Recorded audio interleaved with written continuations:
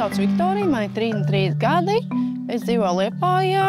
Uzauga Viktorija 3 bērnu ģimenē. Tētis dzēra, bija vardarbīgs, un, kad Viktorijai bija 7 gadi, nomira. 4 gadus nodzīvoju internātā. Nebija viegli, jo tā apceltība, apsmiešana arī man bija skolā. Un tā kā es pati nemācīju aizstāvēt, protams, ka mani apcēla.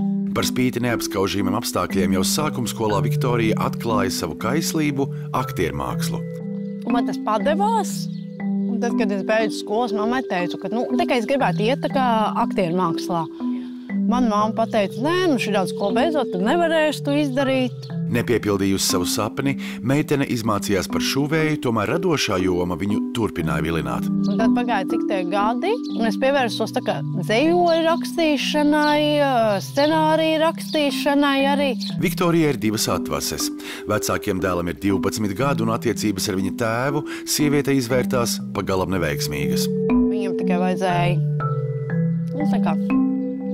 tikai vienu no manīm, neko vairāk, un ja es viņam nedevu to, ko viņš grib, katru vakaru, tad viņš man sita. Tagad Viktorija ir harmoniskās attiecībās ar otrā bērna 2-gadīgās meitiņas tēti. Pilnai laimē viņa vēlas īstenot savas profesionālās ambīcijas. Man liekas, ka es vairāk slicos uz to, ka es varētu iegūt karjeru savu, ko es vienmēr esmu vēlējusies.